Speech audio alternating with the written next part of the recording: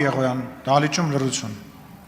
Բոլոր գործընկերները ձեր հետ համաձայն են, մի վիճեք հետներ։ Այո, ցեմենտը ռազմավարական նշանակության ապրանք է եւ այս հարցը բարձ լուծում չունի, ինչպես որ փորձառու ներկայացնել, դրա բազմավեկտոր ազդեցությունը իսկապես կարիք ունի շատ լուրջ ուսումնասիրության, այո, սկսած շինարարության վրա ազդեցությունից ավարտված բնապահպանական հետևանքներով ի վերջո։ Եվ երբ որ որոշում է որոշակի գին եւ շուկան հավասարակշռելու տեսակետից չափազանց կարեւոր է, պարոն փոխնախարար, որ բոլոր կոմպոնենտները հաշվի առնվեն, ոչ թե մեխանիկական ինչ-որ մի գին որոշվի, որը շուկայում ճկունություն չի հաղորդում, այլ ընդունվի բանաձև, որը հավասարապես կտարածվի բոլորի վրա ներմուծման եւ արտադրության, բայց որտեղ կոմպոնենտ այնպիսին կլինի, որը հաշվի կառնի այս բոլոր բեռնվածությունը, ինչպես նշեցի, շրջակա միջավայրի վրա բացական ազդեցության համար կատարվող փոխհատուցումները, ավարտված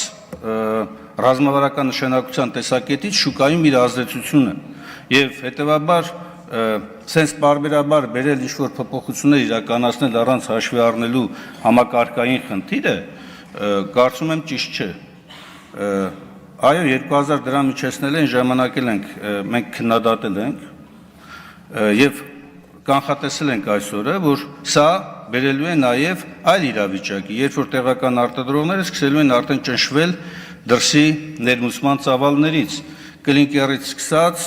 ավարտված հենց պատրաստի ցեմենտի ներմուծման ծավալներով, բայց այն ժամանակ չլսեցիք, հիմա էլ ենք ասում ենք սա համակարգային լուծման անհրաժեշտություն ունի, ոչ թե մեխանիկական ամեն անգամ բերել տուրք փոխել եւ նկատի առնել, որ շուկայում դրա ազդեցությունը, որտեղ ինքը ի վերջո նաեւ համակարգաստեղծ